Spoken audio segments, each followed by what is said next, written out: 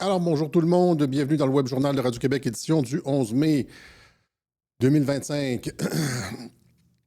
Alors, c'est ça, aujourd'hui, on va parler des nouvelles de la semaine, de l'élection de ce pape. On va parler de la rixe entre Trump et Netanyahou et aussi de ce qui se passe avec Mark Carney, parce que je pense que, tu sais, ça va pas mal dans le sens de ce que j'expliquais dans les web journaux précédents. On ne va pas dire je vous l'avais dit, mais ça va dans ce sens-là. Il y a plein de parallèles à tirer entre, par exemple, la façon dont Trump a géré Carney et la façon dont ce pape a été élu, etc., etc. Et donc, encore une fois, la semaine dernière, rappelez-vous, quand on avait commencé le web journal, j'avais dit, c'est pas nécessairement euh, les détails avec Carney qui sont importants, mais c'est de comprendre les régularités avec Trump. Je reviens toujours avec ça, comprendre les régularités avec Trump, ce qui revient toujours dans sa façon d'opérer, etc. Donc, je disais pour les amis européens, c'est pas parce que on parle du Canada que c'était il y a 2 web journaux, je pense, hein, c'est ça. C'est pas parce qu'on parle du Canada que c'est moins intéressant. Si vous comprenez comment Trump opère et après ça, ça revient partout. Et puis, c'est ce qu'on explique littéralement depuis bientôt 8 ans à Radio-Québec. Et dans l'élection de ce pape-là, il y a beaucoup on pourrait dire, des empreintes digitales, des patriotes. Et ça suit un peu le même pattern que l'élection de Mark Carney. Hein, on aurait pu se dire, les gens disent, ah, c'est un pape mondialiste, Alexis, tu ne comprends pas, il est comme dans la lignée de François, c'est un digne successeur, etc. Oui, c'est exactement ce que j'ai expliqué. C'est exactement ce que j'ai expliqué il y a 2 web journaux. C'est-à-dire que Mark Carney, c'est supposé être un mondialiste fini, puis finalement, il va finir pragmatique. Hein. On n'est pas du tout dans le truc comme à la Trudeau, comme ça, en train de détruire les relations Canada-US et le wokisme. On n'est pas du tout là-dedans dans sa réunion à la Maison-Blanche. Il est arrivé, il a dit essentiellement, on a essentiellement les mêmes intérêts que les États-Unis, la sécurité, l'économie, etc. Donc, c'est un pragmatique. Et c'est pour ça que j'ai expliqué, c'est la raison pour laquelle Trump l'a choisi. C'est la raison pour laquelle Trump prend souvent des personnes qui sont apparemment diamétralement opposées à lui comme son choix personnel. Je l'ai expliqué dans le web journal sur Mark Carney. J'ai fait tout un segment sur Robert Mueller, qui est une créature du Marais, son ministre de la Justice, William Barr, qui est une créature du Marais, Marco Rubio et même J.D. Vance, qui étaient des Never Trumpers, etc. J'ai même parlé de Kim Jong-un. J'ai expliqué comment il retourne les personnes, comment les personnes aux antipodes de Donald Trump finissent comme ses alliés. Et c'est, encore une fois, c'est le même pattern avec ce pape-là. Il est, selon les apparences, dans la lignée de François et les médias s'en réjouissent. Je voyais à la radio, les commentateurs à la radio, il est dans la lignée de François, des personnes qui en ont rien à foutre du christianisme, là, mais qui se réjouissaient que c'était un pape woke. Et ça ne va pas exactement aller dans ce sens-là. Ça va probablement être quelque chose de beaucoup plus centriste. D'autant plus que ce pape était initialement un pape relativement conservateur jusqu'au début des années 2010, 2012, etc. Avant l'élection de François, en tout cas. Il y avait des positions assez traditionnelles sur, sur le mariage, sur les relations, les trucs LGBTQ, etc. Et puis après ça, il a suivi la hiérarchie.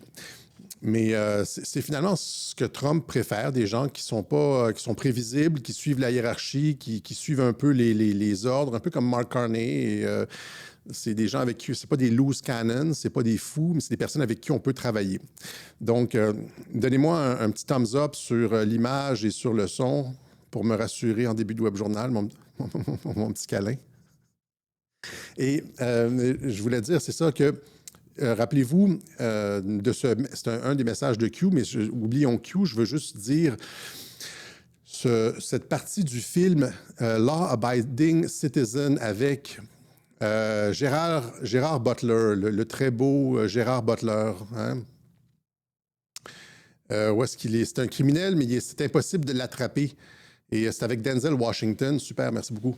C'est avec Denzel Washington. Et là, je l'avais déjà montré le clip, mais je l'ai cherché plus tôt dans la journée et puis je ne l'ai jamais retrouvé sur YouTube, le segment exact où il explique aux policiers. Tu sais, il y a comme des crimes qui sont commis un peu partout, des trucs incroyables qui sont commis un peu partout. Puis le policier sait que c'est lui, mais il est en prison. C'est pas possible que ce soit lui. Et donc, mais il y a un segment où est-ce qu'il le confronte et il dit au policier, Gérard Butler dit au policier, si tu veux gagner une partie d'échecs, il faut que tu fasses... L'important, c'est de faire croire à l'adversaire qu'il est en train de gagner, that he's making all the right moves. Tant que l'adversaire croit qu'il est en train de gagner, il continue à jouer en pensant qu'il est en train de gagner, mais finalement, c'est un piège. Il est en train de perdre. Et si vous regardez tout ce qu'on a expliqué sur Trump, Sun Tzu, lors de la guerre, etc., lors des élections avec Kamala Harris, quand il laisse Kamala Harris gagner le débat, alors que ce qu'il veut finalement, c'est de solidifier la candidature de Kamala Harris, qui est une candidature très faible. Il ne veut surtout pas que Kamala Harris soit remplacée par quelqu'un de plus fort. J'ai expliqué tout ça. Mais donc, la stratégie, c'est de faire croire, de toujours avoir un paravent, de faire croire à l'adversaire qu'il a bien joué, mais alors que c'est toi qui contrôle le jeu. Est-ce qu'on s'entend là-dessus? Ceux qui sont nouveaux à Radio-Québec ne s'en rappellent peut-être pas, mais j'ai expliqué ça en long et en large, et depuis des années, que c'est exactement ce que Trump fait.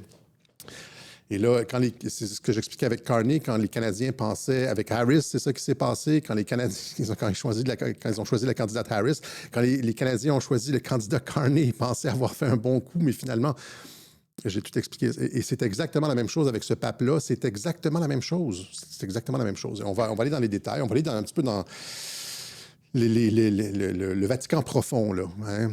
On va explorer les liens entre le Vatican et la CIA parce qu'ils sont multiples. Hein. Le Vatican, c'est pas un organe, une organisation totalement autonome. Il y a des liens avec la CIA. Et c'est ça. Donc, l'élection du premier pape américain, c'est un citoyen américain. Il n'a pas passé beaucoup de temps aux États-Unis, mais c'est un citoyen américain dont le frère est un pro-Trump carabiné. Le frère du pape Léon est un Trumpiste MAGA, red, white and blue, là, comme on dit. Et donc, allons-y, pour comprendre comment Trump aurait pu en arriver à être capable de manipuler le Vatican pour avoir le pape qu'il souhaitait. C'est peut-être pas lui nécessairement. Il y avait peut-être genre 2 candidats. Puis il dit, tu sais, quand Vance est allé là, il a dit, tu te retires, François, tu te retires, et tu sais, un des 2, celui-là ou celui-là, ça nous conviendrait. Et là, après ça, tu as la machine en arrière, tu as la machine vaticanale qui est capable d'organiser les coups de fil ou les cardinaux, le jeu dans le conclave, etc. Et finalement, le résultat, parce que s'ils ne le font pas, les patriotes américains vont ressortir tel ou tel dossier, l'implication du pape et du Vatican dans 1, 2, 3, 4, 5, 6, 7 scandales. Et donc, ils n'ont peut-être pas eu le choix que de mettre le pape qui était souhaité par Trump. Mais allons-y en premier, parce qu'il faut juste comme briser cette idée que le Vatican est quelque chose de complètement autonome. Là, le Vatican travaille avec la CIA depuis longtemps. Hein? Vous avez ici un article du Times Magazine, La Sainte Alliance, Ronald Reagan et Jean-Paul II, comment ces deux personnes ont travaillé ensemble de façon très étroite pour faire tomber le communisme. Jean-Paul II qui est issu de Pologne et qui avait des déclarations très, très, très dures contre les communistes. À l'époque, parce que ça a commencé en Pologne, la chute du communisme, ça a commencé avec les révoltes, avec Lech Walesa dans les chantiers maritimes, et puis finalement, ça a pris de l'ampleur, et ça a commencé en Pologne, et le pape Jean-Paul II a joué un rôle instrumental là-dedans, de concert avec la CIA de Ronald Reagan. Imaginez ça. Et donc, il y a des liens entre le Vatican et la CIA. Il y a aussi, vous pouvez lire ici dans l'opération Gladio, j'en parle souvent à Radio-Québec de l'opération Gladio. Ça, c'était pour bloquer la montée des communistes en Italie à travers la création de réseaux Stay Behind, etc. Vous avez ici l'Alliance Unholy, c'est Unholy, je ne sais pas comment le dire, l'anti-sainte alliance, en tout cas la mauvaise alliance ou Unholy, comment vous traduisez ça, entre le Vatican, la CIA et la mafia. Donc, encore une fois, vous avez ici, ça c'était dans c'est les années de plomb en Italie, les attaques sous faux drapeau. J'en ai parlé l'été dernier, des années de plomb en Italie, etc. Dans le web journal, la stratégie de la tension, quand j'expliquais comment, rappelez-vous, lors de l'élection, quand il y avait une montée des tensions, il y avait comme des gens qui étaient malades, des bombes, des tentatives d'assassinat, etc. Puis j'ai dit, c'est une stratégie de la tension. Ça favorise le camp Trump, etc. J'ai parlé de l'opération Gladio, des années de plomb en Italie. Et là, vous avez le livre ici, je le cite souvent. L'alliance non catholique, ou la maudite alliance, je ne sais pas, entre le Vatican et la CIA. Et donc, la CIA et le Vatican ont encore une fois travaillé de concert là-dedans. Et plus récemment, lorsque Trump a déclassifié des documents sur l'assassinat de JFK, il y a des petites perles justement sur la collaboration entre le Vatican et la CIA qui sont sorties là-dedans. OK? Notamment, ici, vous l'avez, mais c'est... ici, c'est le New York Times qui en parle. Je vais arriver plus tard. Vous avez ici La Croix, je pense que c'est un journal français, dans son édition anglaise, dit « Les papes Jean XXIII et Paul VI étaient-ils des agents de la CIA ?» Journal du Vatican, un document de la CIA récemment déclassifié par le président américain Donald Trump mentionne des rencontres entre deux papes et un ancien directeur de l'agence. Le directeur de la CIA rencontrait directement le pape. Jean XXIII et Paul VI étaient-ils des espions? Chaque semaine, l'envoyé spécial permanent de la Croix au Vatican vous amène dans les coulisses, blablabla. Puis là, c'est l'article là-dessus. Michael Corr, c'est la version anglaise, ça c'est traduit ici. Le responsable de la CIA, le directeur de la CIA qui est allé au Vatican rencontrer Jean XXIII et Paul VI, c'était lui ici, John A. McCone. John A. McCone, c'est celui qui a remplacé Allen Dulles. Allen Dulles, qui était le premier directeur de la CIA, qui a été remplacé par Trump après l'échec de l'invasion de la baie des Cochons, le débarquement de la baie des Cochons à Cuba. Ça a été un fiasco complet pour les Kennedy. Et Kennedy a remplacé Allen Dulles, le premier directeur de la CIA, et a mis, lui, John A. McCone, qui est un catholique et qui avait des contacts directs, qui allait rencontrer Jean XXIII, qui est allé rencontrer Paul VI, etc., le directeur de la CIA. Je ne devrais pas m'exciter comme ça, je perds de la crédibilité. Et là, ici, vous avez justement dans cette ligne-là l'article du New York Times, Where the Kennedy flies a bus, so not so fast, historians say. Est-ce qu'il n'y avait rien dans les documents Kennedy? Puis là, on nous dit ici, ça s'est traduit encore une fois sur le site, cela ouvre la porte à toute une histoire de collaboration entre le Vatican et la CIA qui, mon Dieu, serait explosive si nous pouvions obtenir des documents à ce sujet. Il n'y a pas beaucoup de documents, mais on sait qu'il y a eu des rencontres, etc. Donc, entre déclaré Peter Kornbach, analyste principal des archives de la sécurité nationale, etc., de l'Université George Washington. Vous voyez ces liens, ça c'est Paul VI et Jean XXIII. Vous voyez donc des liens étroits entre la CIA et le Vatican. Ce n'est pas une organisation hermétique, le Vatican. Jean-Paul II a travaillé avec la CIA, avec Ronald Reagan. Ils ont travaillé aussi avec... dans l'opération Gladio, ça c'est dans les années 80, donc ça c'est Jean-Paul II, encore une fois, je pense les années 80, Jean XXIII, Paul VI, des agents potentiellement de connivence avec John McCone, etc. Et là, arrive J.D. Vance, le catholique, comme John A. McCone, le catholique, qui va au Vatican et qui rencontre le pape. Et 24 heures après, on a un changement de pape. Hein? Pilule rouge pour tous les croyants, oui. Ben, ça ne veut pas dire qu'ils sont contrôlés à 100%. Probablement pas. Une personne a toujours plein d'influences. C'est toujours des cercles concentriques d'influence, des personnes veulent te parler, tu as de la pression ici, tu as de la pression là, tu as de la pression là. Pensez quand tu es ado, tu as tes amis, tu as tes parents, tu as comme whatever. C'est toujours un peu comme ça, mais il y a comme... C'est pas... ils ne sont pas hermétiques complètement, le Vatican. Et donc, il va au Vatican, et là, vous avez tous les clins d'œil possibles et imaginables.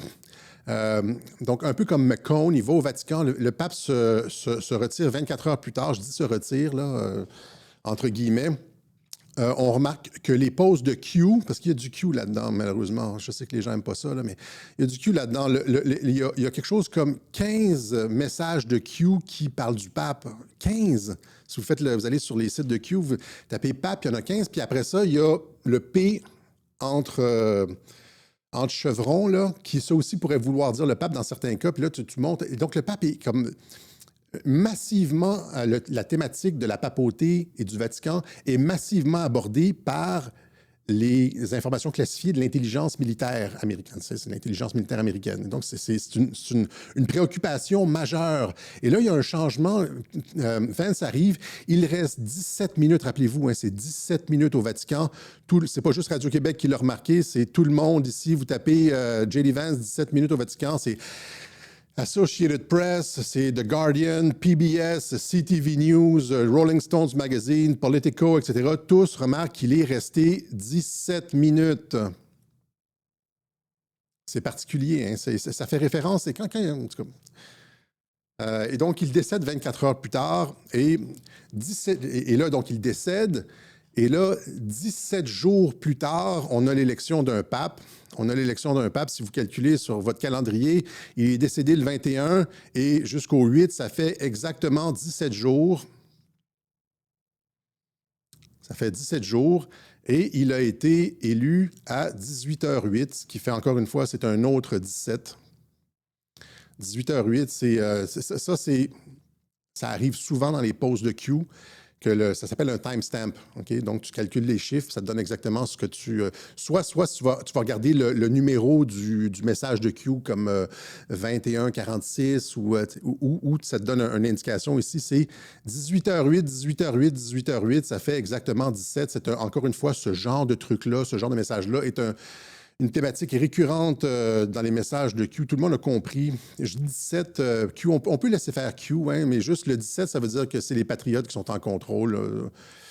Q a arrêté de poster, c'est plus nécessairement intéressant, mais le 17 revient, Donald Trump le retweet et c'est utilisé massivement maintenant dans la communauté des gens qui savent. Okay? Donc, en plus de ça, on a... Trump qui se retweet lui-même en pape et l'élection du premier pape américain. Et si vous tapez sur, par exemple, Google, etc., pape américain, vous allez voir qu'auparavant, il y avait des réticences historiques à l'élection d'un pape américain. Et la principale réticence, c'était justement qu'il allait être contrôlable par la CIA, etc. C'était ça allait donner trop d'influence aux États-Unis. C'est pour ça qu'on disait que c'est la raison pour laquelle aucun pape, aucun cardinal américain n'était jamais élu pape, c'est parce que ça allait donner trop d'influence aux États-Unis. OK? Et là, vous avez l'élection d'un pape américain qui arrive 17 jours, à l'heure précise, 17 jours après la mort du précédent, qui est mort moins de 24 heures, qui a été retiré moins de 24 heures après la rencontre de J.D. Vance, etc. Et donc, pour ceux, encore une fois, là, vous dites « Ah, c'est encore une fois Cossette, etc. » Mais la plupart des gens qui disent ça ont lu le Code da Vinci, puis ont vu tous les signes, ça se passe au Vatican, puis c'est le même genre de truc. Hein? Puis je rappellerai, encore une fois, je le rappelle rarement, mais ma formation, elle est exactement, c'est la même que Dan Brown, que je veux dire, comment il s'appelle, là? Robert Langdon dans le Code da Vinci. J'ai exactement... C'est la seule personne sur Terre qui me ressemble en termes d'éducation. Là, c'est un sémiologue religieux. J'ai fait un doctorat en sciences des religions. J'ai fait un deuxième doctorat. J'ai presque terminé un deuxième doctorat en sémiologie. Donc, je faisais de la sémiologie religieuse. Je suis capable d'en faire. C'est exactement ce qu'on trouve dans le Code da Vinci de Dan Brown. J'ai fait aussi une maîtrise en sciences politiques, mais c'est pas...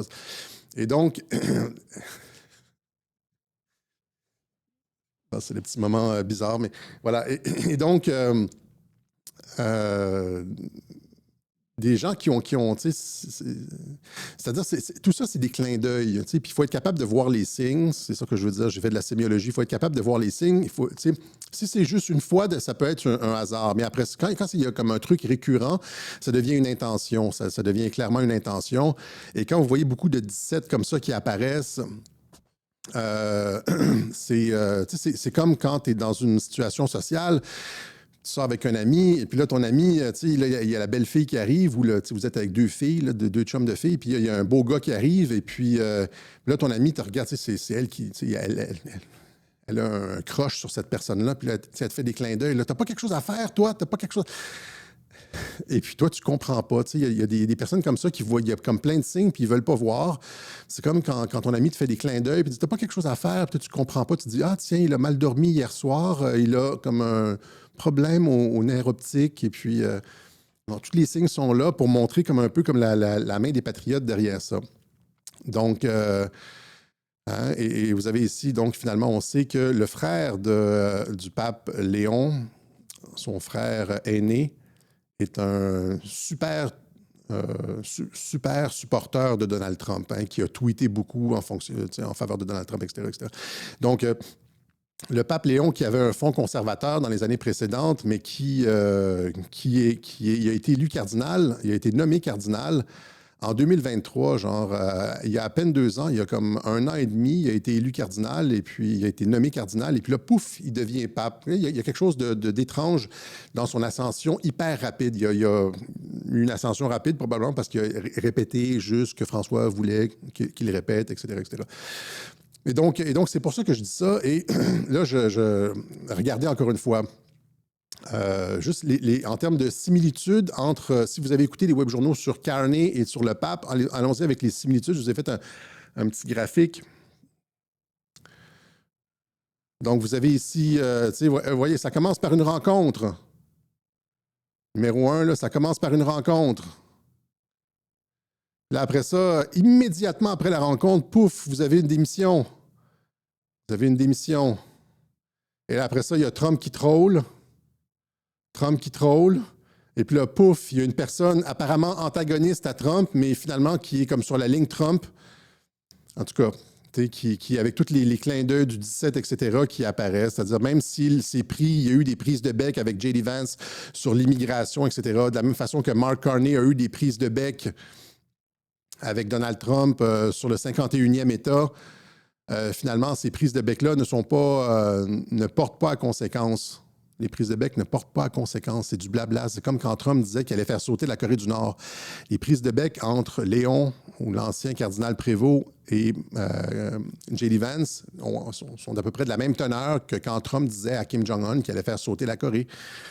Et de la même teneur que Mark Carney qui disait « Nous avons terminé notre relation avec les États-Unis ». Alors, Mark Carney qui dit « Nous n'avons plus rien à faire avec les États-Unis ». Rappelez-vous, il y a à peu près 2 mois, c'est ça qu'il disait, là. Notre relation est complètement terminée, nous nous tournons vers l'Europe et là, tout d'un coup, nous sommes plus forts ensemble. It's a great honor to have Prime Minister Mark Carney with us. A few days ago, he won a very big election in Canada, and I think Canada chose a very talented person, a very good person. Thank you for your hospitality and above all for your leadership. You're a transformational president, and I've been elected to transform Canada with a similar focus on the economy, securing our borders, and the history of Canada and the US. Merci pour votre leadership. J'ai été élu comme vous pour transformer le Canada. Vous êtes un président de transformation. Moi aussi, je suis un président un premier ministre de transformation avec le même focus que vous sur l'économie. Alors, arrêtez d'analyser. Encore une fois, je le répète, c'est une autre constante de Radio-Québec. Les déclarations publiques ne portent pas à conséquence. Venez pas me dire, un tel a dit ça, un tel a dit ça. C'est absolument sans intérêt. Il n'y a aucun intérêt.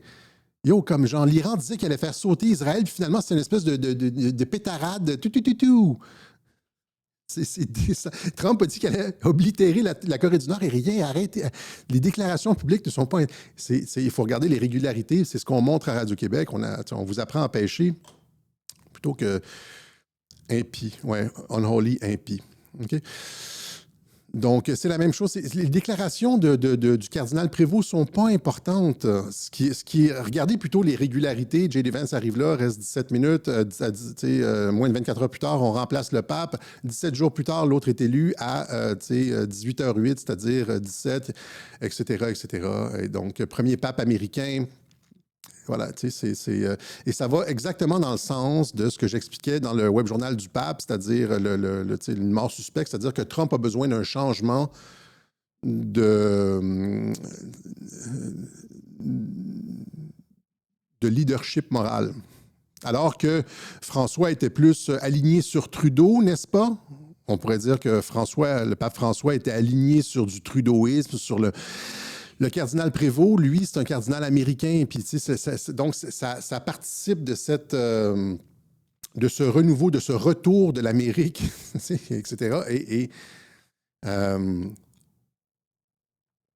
Je pense que ces déclarations passées, ces prises de position passées ne sont pas aussi importantes qu'on le pense. Et avec les 17 partout, c'est comme là, donc les parallèles avec Carney, exactement la même stratégie, avec pratiquement essentiellement le même résultat. Et je vous rappelle, encore une fois, en termes de 17, rappelons-le, lors de la tentative d'assassinat que j'ai analysé dans ces deux webjournaux-là, Le Saint et puis JSOC, il y a presque un an. Rappelez-vous encore une fois comment fonctionnent les 17 pour comprendre un peu le truc.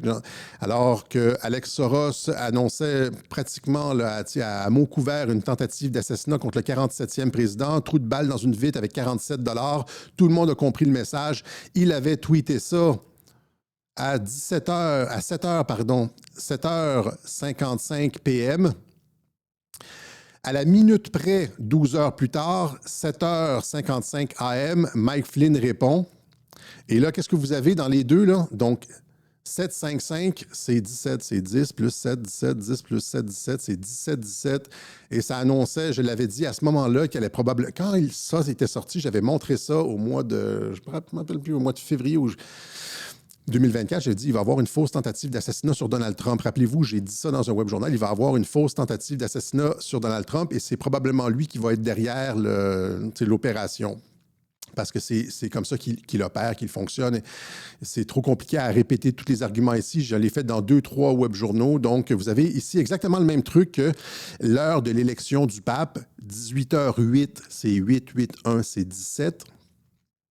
Et là, ici, c'est 755, 17, 755, 17. C'est le même pattern de clin d'œil. Pourquoi Mike Flynn a retweeté Soros a tweeté à 17, un total de 17.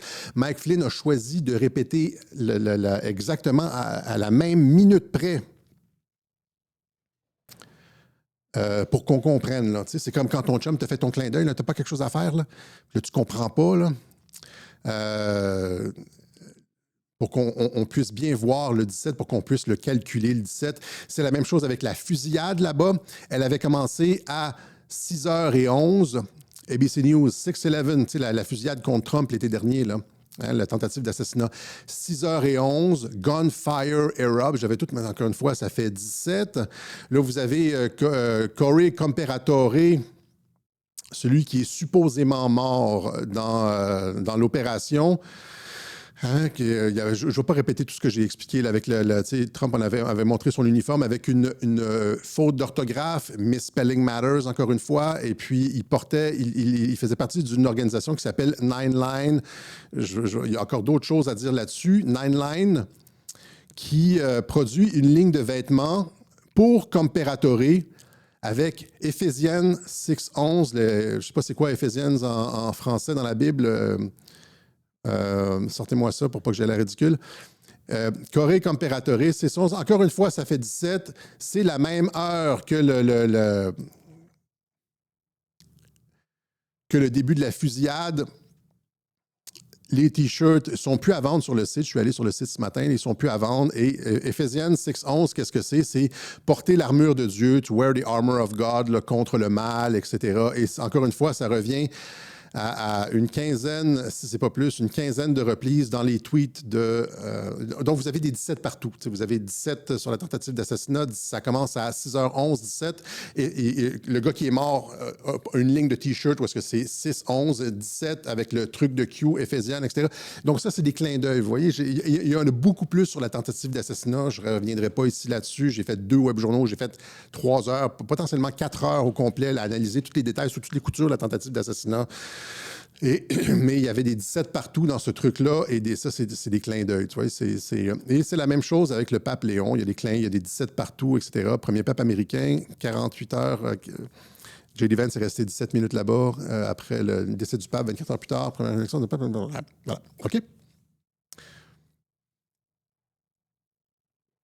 Oui, Vigano ne pouvait pas être un pape puisqu'il a été excommunié par François, je pense. Il me semble qu'il a été excommunié. Donc, c'était pas un candidat. Voilà. Donc, j'espère que l'archevêque Vigano écoute Radio-Québec. Il va comprendre qu'est-ce qui se passe. Lui qui est si... qui a un œil si aiguisé sur l'Église profonde. Je pense que l'expression vient de lui, d'ailleurs. Vous lui enverrez le Web Journal de Radio-Québec. On le salue s'il nous écoute à un moment donné. Voilà, donc c'est ce qu'on avait. Ça, c'était pour l'élection du pape. Maintenant, je vous ai montré, comme encore une fois, les régularités avec Mark Carney. Et Mark Carney qui fait exactement, finalement, ce qui a été, ce qu'on attendait de lui. Il est allé à Washington et là, je vous ai montré le clip où il était reçu avec tous les honneurs, contrairement à Trudeau. Là, et donc, Trump qui a été très dur dans le genre « on va vous annexer, blablabla », comme avec Kim Jong-un. J'avais dit que c'était que... Finalement, il dit, il a accepté d'arrêter d'utiliser l'expression 51e État. L'idée du 51e État mise de côté. Trump déclare « Nous voulons juste être amis », alors que le premier ministre canadien torpille l'idée de 51e État. Donc, l'idée, le 51e État disparaît. On est de retour avec les relations cordiales, amicales. Avec Mark Carney, les deux veulent construire ensemble un socle commun sur des valeurs communes, etc. Si vous avez écouté la conférence de presse entre les deux, la conférence au bureau ovale. Carney dit qu'il est aligné sur l'agenda US, le développement économique et la sécurité avec un focus similaire, etc. Et voyez, donc, c'est ça. Tout est réglé. Tout est réglé. Tout est réglé. Ou presque. Là. Il reste les négociations, mais je vous montre encore une fois. Carney qui salue le leadership de Trump. Ça n'aurait pas été possible avec Poilievre. C'est juste ça le truc. Ça n'aurait juste pas été possible parce qu'on l'aurait traité de tous les noms. Et Poilievre était frileux, puis on l'aurait traité de tous les noms de suppôts de Trump si ça avait été lui. Donc, il fallait qu'il soit écarté. Il fallait que Carney soit l'anti-Trump. C'est toujours comme ça avec Trump. Comme Kim Jong-un, c'était l'anti-Trump. Puis là, tout d'un coup, il est comme genre, il serre la main avec lui. Puis c'est que le Carney, c'était l'anti-Trump. Puis finalement, ça va tout bien avec Trump. C'est les mêmes patterns tout le temps. C'est les mêmes patterns tout le temps. Carney qui salue le leadership exceptionnel de Donald Trump. Thank you for your hospitality and above all, for your leadership. You're a transformational president, focus on the economy with a relentless focus on the American worker, securing your borders, ending the scourge of fentanyl and other opioids, and securing the world. And I've been elected with my colleagues here, with the help of my colleagues here. I'm going to spread the credit to transform Canada with a similar focus on the economy, securing our borders, again on fentanyl. Much greater Donc, j'ai été, comme vous, je souhaite transformer le Canada. Vous êtes un président transformationnel, comme sur les mêmes lignes que vous, la sécurité, le développement économique, etc., etc. Trump a été intransigeant sur les tarifs. Il a dit on ne bougera pas sur les tarifs. Ben oui, les négociations n'ont pas commencé. Mais qu'est-ce que vous avez, ça? Vous avez l'espèce de super photo-op où est-ce que les deux s'entendent et ça va bien aller. Ça va bien aller. Et la Maison-Blanche a même publié un truc sur... est-ce que je l'ai montré celui-là? Il y en a deux. La Maison-Blanche a même publié une vidéo très élogieuse. On voit ça rarement avec des présidents internationaux. Là. Il me semble que je n'ai pas vu un truc aussi élogieux sur Macron, par exemple. It's a great honor to have Prime Minister Mark Carney. I conveyed to the President today what our countries have long proven to be true, that Canada and the United States are stronger when we work together. Stronger together. Tu peux-tu imaginer? On pensait que ça allait être le 51e État, ben pas moi, là, mais stronger together. We can get a better deal for our workers. We can create more opportunities for our businesses. We can build stronger economies across North America when we work together. The question is how we will. Et donc, et là, tu sais, et là, c'est ça, tous les journalistes qui disent, tu sais, Carney, ils sont en train de dire, genre, j'aurais dû avoir j'ai pas la une du Journal de Montréal, tu sais, Carney 10 sur 10, Carney 9 sur 10, il a, tu sais, et donc, c'est comme, ils ont déjà mordu à l'hameçon et ça va être facile de vendre ce que Carney va aller chercher aux États-Unis. ce que Carney va devoir laisser, parce que partout ce que Trump fait, c'est des renégociations en faveur des États-Unis, parce que Trump dit les États-Unis se font avoir dans le commerce, par exemple, ils mettent 10 % de tarifs sur un produit anglais, puis les Anglais mettent eux autres comme 62 % de tarifs sur le truc US. Et donc, c'est désavantageux partout. C'est la position des États-Unis, c'est désavantageux partout. Donc, c'est certain que les renégociations vont se faire à l'avantage des États-Unis, mais je suis sûr que dans des négociations, Trump est capable de proposer ça, de concevoir une négociation où c'est un jeu à somme positive. C'est-à-dire que le Canada aussi peut gagner des choses là-dedans, même si ça va avantager les États-Unis, le Canada aussi peut aller chercher quelque chose et finalement les deux s'en sortir et s'en sortir par le haut. Ouais. Donc, et ici, Joe Rogan, donc vous voyez, on a complètement tourné la page sur la RICST, Canada 51e État, on va travailler ensemble, on est plus fort quand on travaille ensemble, le leadership de Donald Trump. Okay. Et là, ici, Joe Rogan, finalement, qui confirme le plus gros podcast aux États-Unis, peut-être même le plus gros podcast au monde, confirme qu'il a invité Pierre Poilievre et que Poilievre a refusé l'invitation. Ce qui montre, encore, il a refusé de rencontrer Donald Trump Jr., qu'il était frileux, et que finalement, c'était pas possible de travailler avec lui. Je vous montre l'extrait. It kind of reminds me of what happened in Canada with the truckers. Yeah, I offered to have that Pierre guy come on the podcast. Really? He didn't do it. Wouldn't do it. Thought it was too problematic. Or whatever. Jordan told me, I forget what he said, but they were telling him not to do it. Like his advisors were telling him not to do it.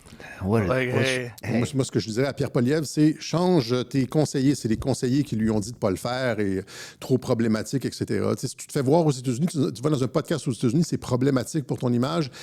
Et puis là, après ça, tu es censé avoir une bonne relation avec Trump. Comment tu peux avoir une bonne relation avec Trump alors que tu es frileux comme ça? C'est pas possible. Et donc, ça, c'est quelque chose que Poilievre va devoir revoir, sa stratégie vis-à-vis des États-Unis. OK?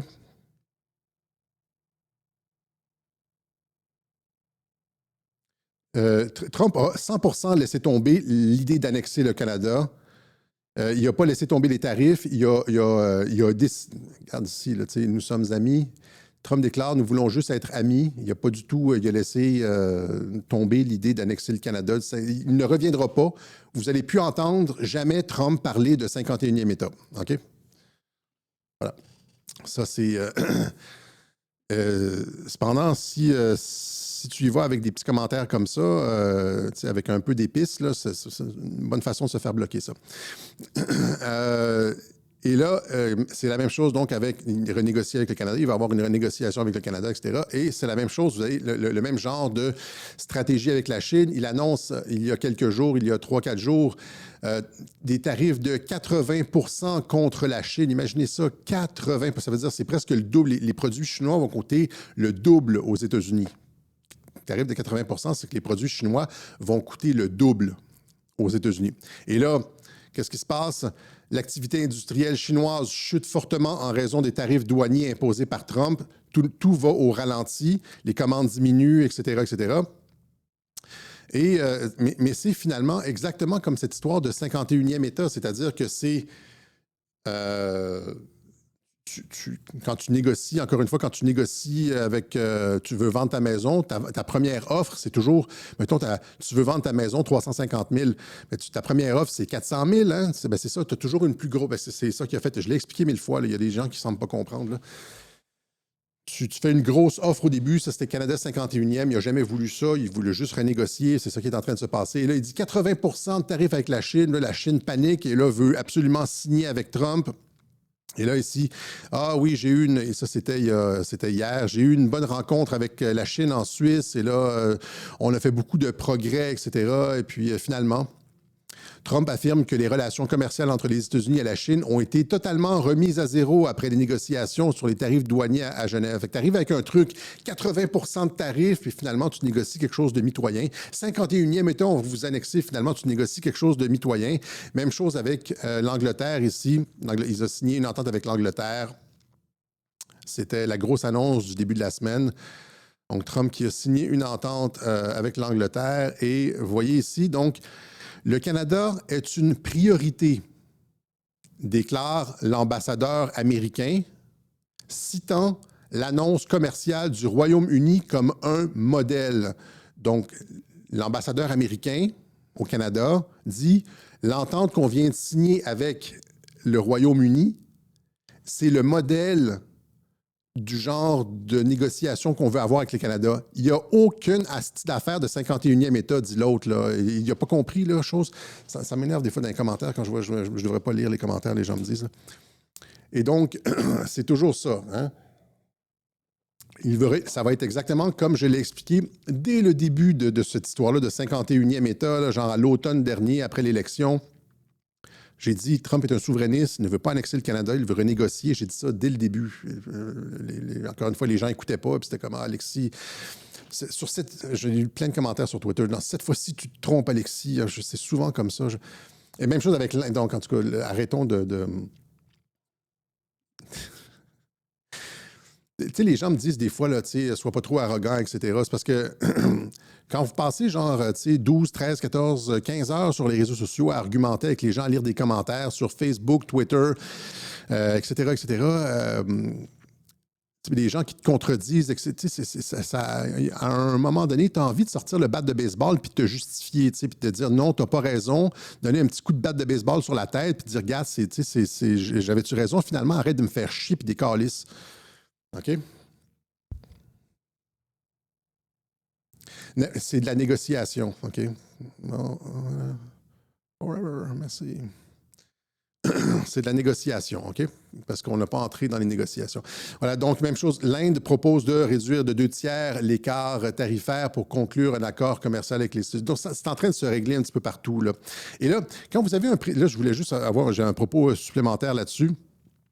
C'est-à-dire que souvent, les gens se disent, les gens critiquent, certaines des personnes sur Internet critiquent la base de Trump en disant, Trump a dit qu'il pourrait sortir sur Fifth Avenue, tirer quelqu'un et ça ne dérangerait pas sa base. C'était évidemment une image, là. C'était pas exactement ce qu'il voulait. Des fois, je parle comme ça, moi aussi. J'utilise des mots très imagés. C'est parce que les Américains savent... ont le sentiment, rappelez-vous la vidéo que je vous ai montrée sur la réindustrialisation qui a fait pleurer tout le monde, là. Les Américains savent que Trump veut ramener les jobs aux États-Unis, que Trump ne les a pas vendus. Les Américains savent que Trump dénonce les ententes désavantageuses pour les États-Unis et est prêt à déchirer n'importe quoi qui ne favorise pas le peuple américain. C'est pour ça que les Américains ont incroyablement confiance en Donald Trump, pratiquement une foi aveugle. Disent les critiques des fois, parce que ce gars-là aime les États-Unis, veut ramener l'emploi, veut que les États-Unis prospèrent, et ça apparaît, ça transpire ça. Il prend toute la merde de se faire critiquer sur la bourse a chuté, la guerre commerciale est désastreuse pour les États-Unis, etc., parce qu'il veut renégocier toutes les ententes en faveur de son peuple. En faveur de qui? En faveur du travailleur américain, de la réindustrialisation. Les gens le voient, ça. Et ça, à partir du moment où est-ce que les gens voient ça, tu ne peux plus leur enlever.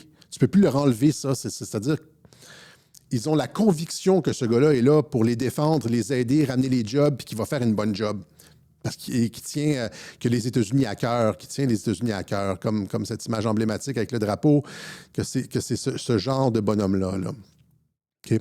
Et là, ici, donc, un propos, encore une fois, un petit peu plus large, c'est-à-dire que je l'ai expliqué, dès 2018, j'ai expliqué que Trump n'avait pas peur de déchirer les ententes qui ne sont pas avantageuses pour les États-Unis, qui détruisent les États-Unis. Tu sais, les ententes, là, quels que soient les traités, ententes, etc., qui ne favorisent pas votre pays, qui ont été signés dans le dos de la population par des personnes on n'a jamais, à qui on n'a jamais rien demandé. La plupart des traités se signent sans aucun référendum, sans aucun consentement de la population. On vend nos droits. Les élus ne nous représentent pas. Ils signent des ententes entre eux. On ne sait pas où va l'argent, etc. Bien, Trump arrive puis déchire ça. C'est ce qu'on devrait faire. C'est un modèle, ça. Par exemple, le chemin Roxham. Rappelez-vous le chemin Roxham au Canada. Les migrants, si les migrants passaient par le chemin, l'entrée frontalière du poste frontalier de la Colle, ils allaient être retournés aux États-Unis à cause de l'entente sur les pays tiers sûrs. Là, ils arrivent d'un pays sûr, donc ils doivent retourner. Mais là, si tu fais juste comme prendre le petit chemin à côté, le petit chemin qui va dans le bois, juste à côté, 10 mètres plus loin, bien là, il n'y a plus d'entente. Là, c'est une autre entente. On n'est plus dans les tiers pays sûrs parce qu'ils ne rentrent pas par un poste frontalier. Puis là, il y a une entourloupe comme ça, puis il n'y a personne au Québec qui a été capable, ni au Canada, qui a eu la volonté politique de mettre un terme à cette saloperie-là. Yves-François Blanchet a défendu ça. Dans une rixe avec lui sur Twitter en 2017, il défendait les responsabilités internationales du Canada. Ta gueule, connard! Déchirez-moi ces traités qui nous désavantagent. Et là, ce que Trump est en train de faire avec les renégociations, déchirer les traités, sortir des institutions internationales, c'est un modèle pour le reste des pays nationalistes, c'est-à-dire ceux qui veulent. Dans son discours aux Nations Unies, il dit « chérissez votre souveraineté, etc. » Mais c'est ça, déchirons les traités qui sont pas avantageux et élisons des personnes qui auront le courage de déchirer les traités, ces saloperies mondialistes qui nous désavantagent, qui font en sorte que nos populations sont noyées, vendues, écroulent sous les dettes, l'argent part à l'extérieur. Toutes ces saloperies qu'on n'a jamais demandées, qui font en sorte qu'on s'appauvrit, nos écoles tombent en ruine, nos hôpitaux tombent en ruine, nos routes, sont pratiquement inexistantes au Québec. On est un État du tiers-monde. C'est presque mieux à Cuba qu'au Québec maintenant. Et tout ça, ça a été fait by design, sciemment. Notre argent est pompé à l'extérieur et donné à des migrants qui ne devraient pas recevoir cet argent-là et pompé dans des dictatures internationales, dans des pays, etc. On dépense des fortunes dans des fonds verts complètement inutiles, etc., etc. Les objectifs du développement durable... on s'appauvrit et ça prendrait quelqu'un comme Donald Trump qui a la force de déchirer, c'est la même chose pour la France, Belgique, whatever, déchirer les traités, renégocier tout ce qui ne va pas dans le sens de notre intérêt. Ce que Trump fait, c'est qu'il remet à l'avant-scène la question de l'intérêt national qu'on a voulu effacer, qu'on a venu complètement gommer des relations internationales. L'intérêt national, ça n'existe. C'est quand la dernière fois que vous avez entendu ça? L'intérêt national de la France, l'intérêt national de... Si ça doit remonter à De Gaulle, certainement pas Macron, en tout cas, ni Flamby. OK? Donc, c'est ça. Il devient comme un phare, un modèle pour le nationalisme du 21e siècle et la fin du mondialisme, c'est-à-dire déchirer les traités, renégocier les ententes. C'est pas juste au niveau économique, là, mais toutes les saloperies, les ententes de l'ONU, les ententes sur le droit international, c'est tout à revoir. On a une pile de documents, là, puis ça prend des gens nationalistes. Vous comprenez ce que je veux dire? C'est le modèle pour le retour de la nation au 21e siècle. OK? Voilà. Donc, ça, c'était pour ça. Et maintenant, finalement, on va terminer avec ça.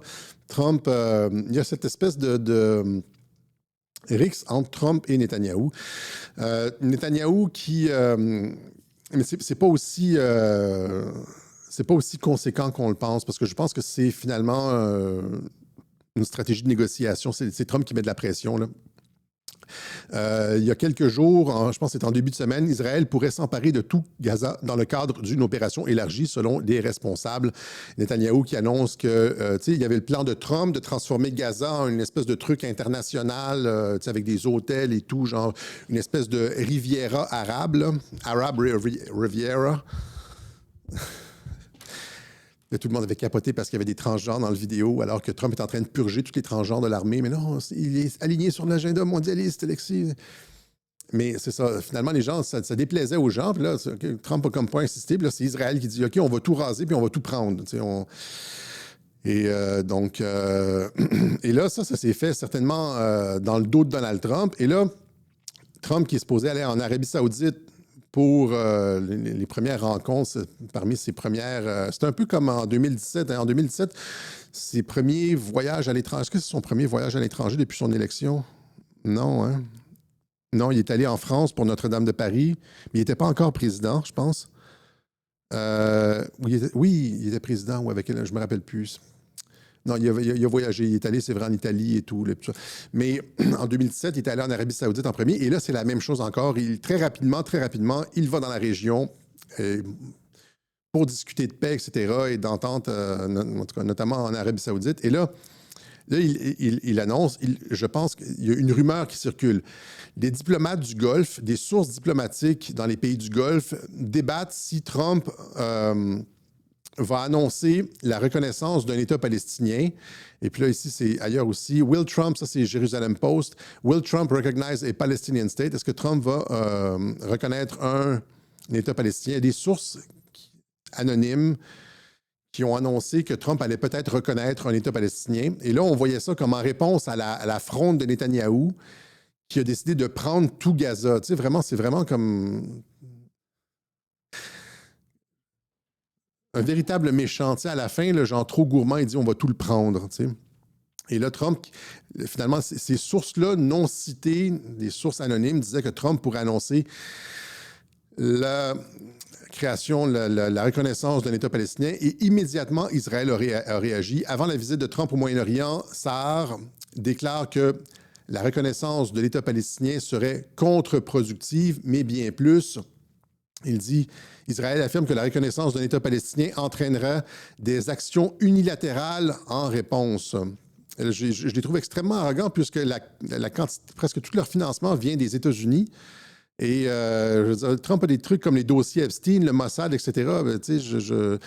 Mais tout ça participe, je pense, selon moi, je ne pense pas que Trump, dans une semaine, va annoncer la création d'un État palestinien ou la reconnaissance d'un État palestinien. Mais ce genre de trucs-là, comme des fuites, ce genre de fuites-là dans les médias, participe d'une stratégie de l'attention visant à mettre de la pression sur Netanyahou. C'est-à-dire, si tu fais ça, si tu continues avec Gaza, etc., on pourrait bien déclarer la reconnaissance ou... comment je pourrais dire? Mettre de l'avant des démarches qui vont dans le sens de la reconnaissance d'un État palestinien. On n'a pas besoin d'être sur un podium et de dire nous reconnaissons un État palestinien. Si tu vas, par exemple, rencontrer Mahmoud Abbas et tu dis, par exemple, au micro devant la presse internationale que ça serait bien qu'il y ait un État palestinien, etc., tu sais, avant même, je veux dire, d'avoir consulté Israël ou sans te préoccuper de ce que pense Israël de tout ça, sans concertation, de façon unilatérale, mais c'est dommageable, tu vois. Et donc, tout ça doit se faire genre de façon extrêmement serrée. Toutes les ficelles doivent être attachées. Et puis là, c'est ça. Netanyahou semble aller tout seul. Et cette rumeur de la reconnaissance d'un État palestinien semble être une fuite contrôlée par Donald Trump pour mettre de la pression. Si tu fais ça, on pourrait reconnaître unilatéralement un État palestinien. Puis l'autre, il dit, ça serait contre-productif et on prendrait des mesures unilatérales. Puis là, tu sais, en coulisses, tu dis, ouais, mais on a l'affaire Epstein, etc. Et donc, c'est ça. Il y a pas de... Il y a un froid entre les deux, clairement. Et... mais ça ne va pas dans le sens d'une reconnaissance rapidement d'un État palestinien. Il y a aussi l'ambassadeur Mike Huckabee qui affirme que l'ambassadeur de Trump en Israël, l'ambassadeur américain à Israël, Huckabee, qui dit que le rapport selon lequel Trump reconnaîtrait l'État palestinien est une absurdité. Pour l'instant, Trump a déjà dit qu'il était favorable. J'ai déjà montré l'été dernier, quand j'ai réfuté les trucs de Trump contrôlés par les Lubavitch, j'ai montré plein de coupures, plein de déclarations de Trump qui disaient qu'il était favorable à un État palestinien, qu'on devait se rendre là éventuellement, etc., mais que ce n'était pas encore fait et tout. Rappelez-vous aussi quand Trump avait invité le rabbin anti-zioniste Aaron Teitelbaum à la Maison-Blanche juste avant l'inauguration. Il n'avait pas invité Netanyahou à l'inauguration, il avait invité un rabbin anti-zioniste à l'inauguration. Et donc, voilà, ça bouille dans la région. Et là, je pense qu'Israël a comme l'intention de prendre une partie du gâteau, comment je pourrais dire, les yeux plus grands que la panse, on pourrait dire, et essaie de s'attribuer tout Gaza. Il doit se dire, Netanyahou doit se dire, c'est nous qui avons subi les pertes, etc., c'est nous qui allons prendre Gaza. C'est une réponse directe, c'est une gifle dans la face de Trump. Trump qui disait on va avoir quelque chose de neutre, international. T'sais, les États-Unis vont le gérer, on va gérer les investissements et tout, ça va être neutre et tout. Puis là, Netanyahou qui dit non, on va tout le prendre.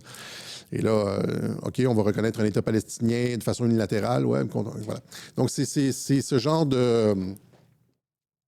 C'est ce genre de jeu du chat et la souris entre Netanyahou et Donald Trump.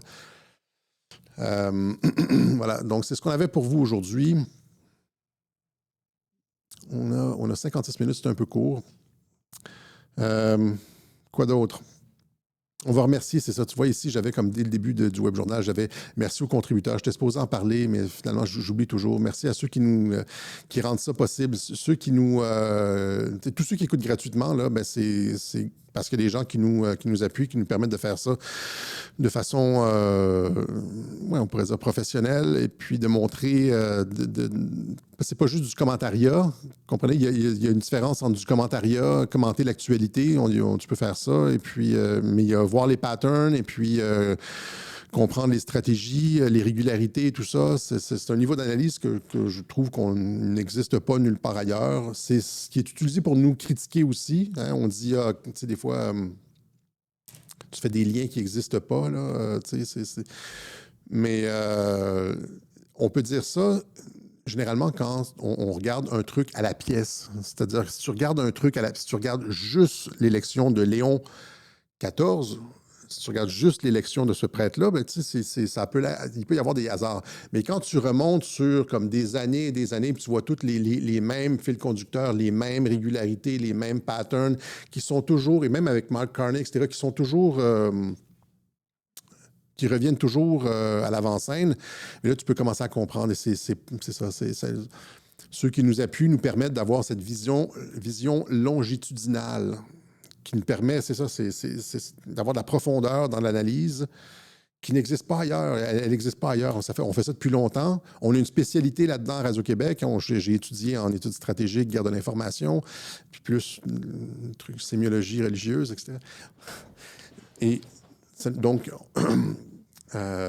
cette perspective est unique et elle n'existe pas ailleurs. Et vous le savez tous, ceux qui êtes actifs sur les réseaux sociaux, quand vous essayez d'expliquer les choses à gauche et à droite, des fois, vous voyez des gens qui ne comprennent absolument rien, qui ne voient pas les régularités, etc. Et alors que pour vous, le jeu est clair. C'est comme si vous aviez des lunettes de vision nocturne. Et c'est ça que Radio-Québec confère, c'est-à-dire la vision nocturne. You have been given the gift of sight. On vous a donné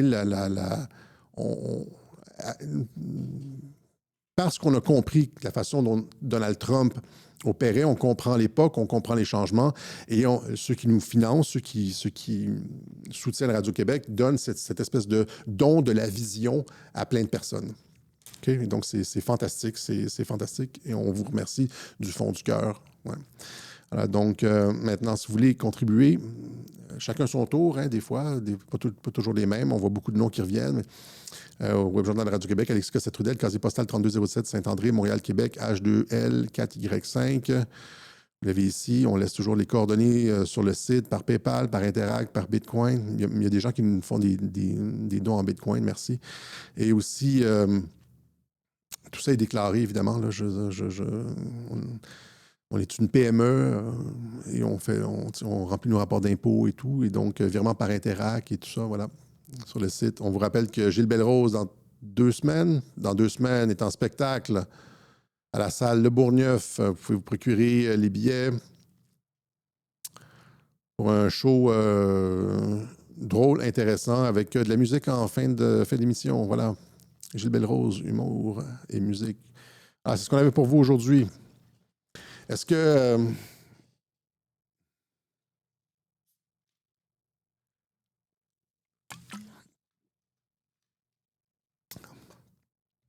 que c'était correct? Est-ce que c'était clair pour le pape? C'est toujours... J'ai besoin de me justifier des fois parce qu'il y a comme des gens qui viennent sur ma timeline puis qui me disent le genre, c'est ça, qui n'ont aucun argument particulier puis qui disent que j'ai pas raison, que je vois des choses, etc. Alors qu'on passe la quantité d'heures qu'on a passé à expliquer les patterns est littéralement sidérante. C'est de niveau encyclopédique. On a une qualité d'analyse sur Trump avec la quantité de trucs qu'on a analysés, des trucs qui reviennent, les régularités, le code Trump et les mêmes façons d'opérer dans toutes les situations. On a comme un propos de qualité encyclopédique à Radio-Québec. OK? Voilà. Et ça, c'est grâce à ceux qui nous appuient. Alors, je pense que c'était ça. Merci beaucoup. Donc, mort de Gis. qui était anti-vax, qui était... mais j'avais quelque chose à... Je ne sais pas si j'avais quelque chose à dire là-dessus. Elle était... c'est parce que j'aurais fallu que j'aie une coupure de journal. J'ai lu la coupure de journal quelque part ici. Il y a une... parce qu'il faudrait tout que je l'explique. Il faudrait que j'explique sa personnalité. Je ne la connaissais pas vraiment, mais elle était... non. Non, je ne l'ai pas. Il faudrait que je l'explique. Mais elle était rapidement comme ça pour...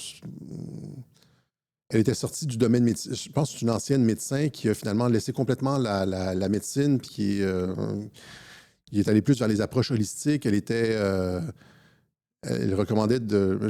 non, parce que je peux même pas... Je veux pas inventer des choses sur elle. Je suis pas assez renseigné. Mais je l'ai vu qu'elle s'était fait attaquer comme étant anti-vax par les médias, en disant notamment qu'elle avait recommandé à Bernard Lachance d'arrêter ses médicaments, etc. Je pense que ce n'est pas vrai. J'ai vu des gens qui disaient que c'était pas vrai. Et finalement, elle se fait attaquer exactement comme RFK Junior. Comme RFK Junior, c'est-à-dire que dès que tu dis que les vaccins ne sont pas la seule panacée en santé, tu te fais automatiquement attaquer. Ce qui est dommage, c'est que, tu vois, les gens qui l'appuient sous elle, les gens qui... ont tendance à critiquer RFK alors qu'on voit bien comment opèrent les médias. Genre, dès que tu mets un pied de travers sur les vaccins, tu te fais détruire.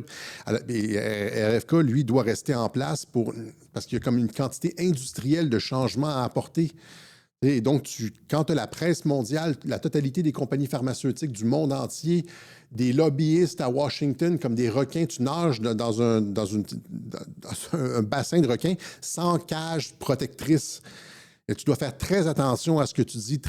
À chaque fois que tu essaies même de dire, genre, il y a peut-être d'autres choses qu'un vaccin que vous pourriez prendre, là tu te fais attaquer comme tu causes des morts, etc., etc. Mais les gens qui ont vu comment les médias ont attaqué Gis, je pense que elle était non-binaire, là, whatever, et critiquent eux autres RFK Junior en disant il est vendu, etc. Et donc, je trouve ça comme extrêmement bizarre. En tout cas, je m'égare, là.